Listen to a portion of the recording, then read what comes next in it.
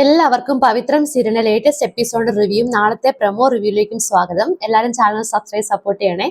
അങ്ങനെ ഇന്നത്തെ episode review എന്ന് വെച്ചാൽ നമ്മുടെ വേദയാണെങ്കിൽ സൂപ്രണ്ട് ഓഫ് പോലീസിനെ കാണുവാണ്. കണ്ടിട്ട് കാര്യങ്ങളെല്ലാം പറയുവാണ് വിശദീകരിച്ച്. ഇങ്ങനെ എൻ്റെ ഹസ്ബൻഡാണ് വിക്രം എന്നും വിക്രം ഇങ്ങനെ ഒരു ചതിയിൽ പെട്ടെന്നും അത് ചതിയാണെന്നും കുറച്ച് ഡീറ്റെയിൽസ് ഒക്കെ എൻ്റെ കയ്യിലുണ്ട്, തെളിവുകൾ എൻ്റെ കയ്യിലുണ്ടെന്ന് പറയുവാണ്. പുള്ളി നല്ല കാമായിട്ട് വേദ പറയുന്ന കാര്യങ്ങളെല്ലാം ആദ്യമേ തൊട്ടിരുന്ന് കേൾക്കുവാണ്. അതായത് വിക്രത്തിനെ ഇവര് ബലൂണ് മദ്യം നിറച്ച ബലൂൺ കൊണ്ട് എറിഞ്ഞെന്നും അങ്ങനെ എറിഞ്ഞ് ഒരാൾ വീട്ടിലേക്ക് ഓടി കയറിപ്പോയപ്പം ഇങ്ങനെ പുറകെ പോയിട്ട് ഈ കുട്ടി റീൽ എടുത്തോണ്ടിരിക്കുമായിരുന്നു. എന്നിട്ട് പക്ഷെ മറ്റേ ആളാന്നും പറഞ്ഞ് വിക്രം കയറി പിടിച്ചത് ഈ കുട്ടിയെ കാര്യങ്ങളൊക്കെ പറയുവാണ്. എന്നിട്ട് വേദ പറയുന്നുണ്ട്, വേദയുടെ കയ്യിലുള്ള തെളിവെന്ന് വെച്ചാൽ ഒന്ന്, ഈ കുട്ടിയുടെ പേര് രമ്യ എന്നല്ല വിജയലക്ഷ്മി എന്നാണ്. വേറൊരു ഫേമില് അവിടെ സൗമ്യ എന്നുമാണ്. 2-3 ക്രിമിനൽ കേസുകൾക്ക് ഈ കുട്ടിയുടെ പേരിലുണ്ട്. രണ്ടാമത്തെ കാര്യം, വിക്രം മദ്യപിച്ചു എന്നുള്ളത് പോലീസിന് തെളിയിക്കാൻ പറ്റിയിട്ടില്ല. അതുകൊണ്ടാണ് വിക്രത്തിന് ജാമ്യം കിട്ടിയത്. പിന്നെ ഇതിന്റെ പുറകിൽ ആരോ ഉണ്ടെന്നാണ് വിശ്വാസം. അത് ആരാന്ന് കണ്ടുപിടിക്കണം. അതുപോലെ തന്നെ ഈ രമ്യയുടെ അക്കൗണ്ടിലേക്ക് ഒരു 2 ലക്ഷം രൂപയോളം വന്നിട്ടുണ്ട്. അപ്പൊ അതിന്റെ കാര്യം കൂടെ അറിയണം. ആരാണ് ഈ പൈസ എല്ലാം ഇട്ടതെന്നും കൂടെ അറിയണം. അപ്പൊ അതാണ് വേറൊരു കാര്യം. അങ്ങനെ ഈ കാര്യങ്ങളൊക്കെ പറഞ്ഞു കഴിഞ്ഞപ്പോഴത്തേനും പുള്ളി എല്ലാം അംഗീകരിക്കുവാണ് സൂപ്രണ്ട് ഓഫ് പോലീസ്.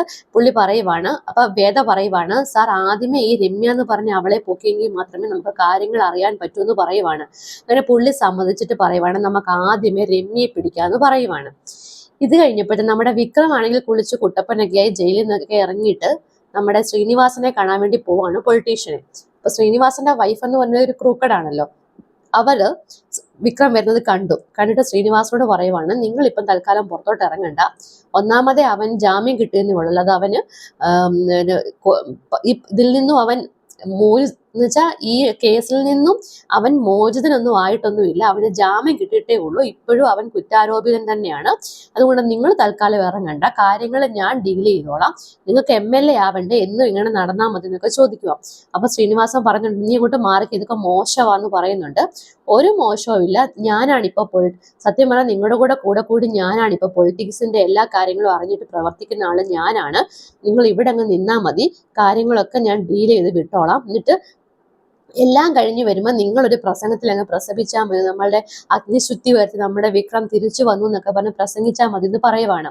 അങ്ങനെ വെളിയിൽ ഇറങ്ങി വന്നിട്ട് വിക്രത്തിനോട് പറയുവാണ്, ആ വിക്രം കയറി വാ, ചായയൊക്കെ ഇടട്ടെ എന്ന് പറയുക. വേണ്ട ചേച്ചി, ഞാൻ സാറിനെ കാണാൻ വന്നു അന്ന് വിക്രം പറയുക. അപ്പൊ പറയുവാണ്, സാർ ഇവിടെ ഇല്ലല്ലോ, സാറ് പുറത്തു പോയെന്ന് പറയുക. അപ്പൊ വിക്രം കാറ് കിടക്കുന്ന കണ്ടു. ഈ കാറിലല്ല പോയത്, വേറൊരു വണ്ടിയിലാണ് പോയെന്ന് പറഞ്ഞിട്ട് വിക്രത്തിനോട് പറയുവാണ്, അതെ നമ്മുടെ ശ്രീനിവാസൻ സാറിന് MLA ഒക്കെ ആവണ്ടേ, ഈ പെണ്ണ് കേസിലൊക്കെ പിടിവിട്ടെന്ന് പറഞ്ഞാൽ ഭയങ്കര നാറ്റ കേസ് കെട്ടാണ്.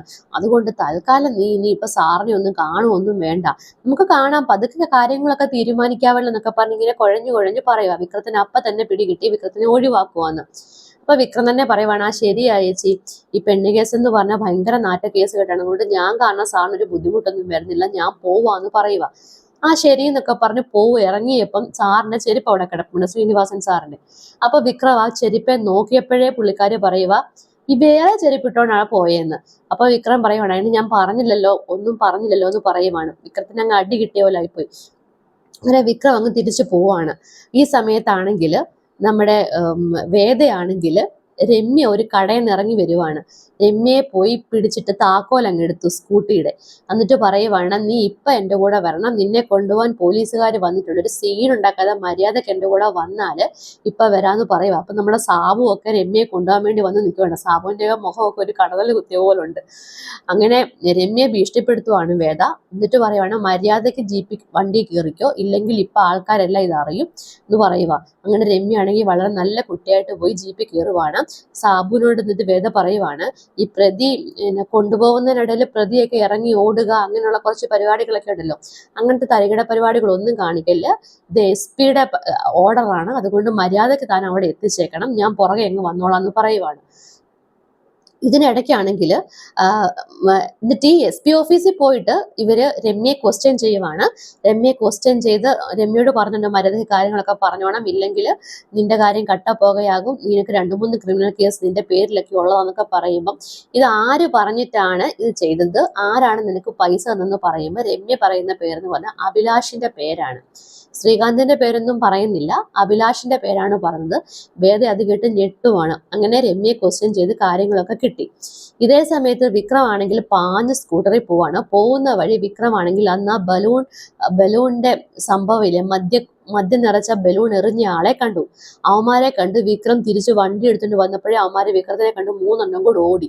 അവസാനം ഈ ബലൂൺ എറിഞ്ഞവനെ ഇട്ടിട്ട് കൂട്ടുകാരന്മാർ ഒരൊറ്റ ഓട്ടം. അവസാനം വിക്രം അവനെ പിടിച്ചിട്ട് ഇടിക്കുവാണ്. ഇടിച്ചിട്ട് പറയുവാണ്, എടാ ഈ കൂട്ടുകൂടുമ്പോൾ നല്ല അവന്മാരെ നോക്കി കൂട്ടുകൂടണം, ഇപ്പൊ നിനക്കൊരു പ്രശ്നം വന്നപ്പോഴേ അവന്മാർ 2 ഓടിയെന്ന്. അങ്ങനെ അവനെ ഇടിച്ചിട്ട് പറയുവാണ്, ആര് പറഞ്ഞിട്ടാണ് നീ ഈ കാര്യം ചെയ്തതെന്ന് പറയുവാണ്. അപ്പൊ പറയുവാണ് അഭിലാഷ് പറഞ്ഞിട്ടാന്ന് പറയുവാണ് ഈ ഗുണ്ടയും. ഇതേ സമയം തന്നെ വേദയും അഭിലാഷ് പറഞ്ഞെന്നൊക്കെ എല്ലാ കാര്യങ്ങളും അറിഞ്ഞു. അങ്ങനെ അഭിലാഷൊക്കെയാണ് ഇരുന്ന് വെള്ളം അടിക്കുവാണ്. വെള്ളം അടിക്കുമ്പോഴത്തേനും അവിടെ അഭിലാഷ് പറയുന്നുണ്ട്, ഇതുവരെ നമുക്ക് അവനെ പൂട്ടാനൊന്നും പറ്റിയിട്ടില്ല, കാര്യം അടിപിടി കേസുകെട്ടുകളൊക്കെ ഇല്ല, അവൻ ഊരിപ്പോരും. പക്ഷെ പെണ്ണ് കേസ് എന്ന് പറഞ്ഞ നാറ്റ കേസാണ്, പഴയതുപോലെ അവനിന്റെ രാഷ്ട്രീയത്തിലും ശോഭിക്കാൻ പറ്റത്തില്ല, നമ്മളത് കണ്ടറിഞ്ഞ് തന്നെ കളിച്ചതല്ലേ എന്നൊക്കെ പറഞ്ഞ് വീരവാദം വിളിച്ചുകൊണ്ടിരിക്കുവാണ്. അപ്പോഴത്തന്നെ വിക്രത്തിന്റെ കാര്യം പറഞ്ഞുകൊണ്ടിരിക്കുമ്പോഴേ വിക്രം അവിടെ സൂപ്പറായിട്ട് എൻട്രി ചെയ്യുന്നുണ്ട്. ഇത്രയുമാണ് ഇന്നത്തെ എപ്പിസോഡിന്റെ റിവ്യൂ. നാളത്തെ എപ്പിസോഡ് എന്ന് വെച്ചാൽ പോലീസ് ആണെങ്കിൽ വേദയും രമ്യയെ കാണിക്കുന്നില്ല, വേദയെല്ലാം കൂടെ അഭിലാഷിനെ തപ്പി അഭിലാഷിന്റെ അവിടെ വരുവാണ്.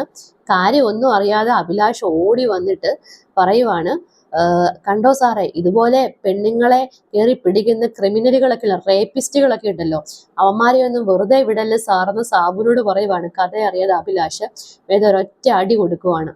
അടി കൊടുക്കുമ്പോൾ തന്നെ വിക്രം ഞെട്ടിപ്പോയി. അവസാനം അഭിലാഷിനെ പോലീസ് പിടിക്കുവാണ്. ഒന്നും അറിയാതെ വിക്രം നിൽക്കുവാണ്. വേദയാണെങ്കിൽ വിക്രത്തിന്റെ കൈയും പിടിച്ചൊരു വരവാണ് നാളത്തെ എപ്പിസോഡിൽ. അങ്ങനെ കാര്യങ്ങളൊക്കെ ക്ലിയർ ആകുവാണ്. അഭിലാഷിനെ പോലീസ് മുക്കുവാണ്. പക്ഷെ അഭിലാഷിനെ പറയുന്നത് ശ്രീകാന്ത് ഉണ്ടോ ഇല്ലയോ എന്നൊന്നും ഒരു തെളിവ് പറയുന്നില്ല. ഇനി അഭിലാഷ് തന്നെ ചെയ്തതാണോ, എല്ലാത്തിൻ്റെയും പുറകെ ശ്രീകാന്ത് കാണണം. ഇത്രയുമാണ് നാളത്തെ എപ്പിസോഡിന്റെ റിവ്യൂ. എല്ലാവരും ചാനൽ സബ്സ്ക്രൈബ് സപ്പോർട്ട് ചെയ്യണേ. താങ്ക്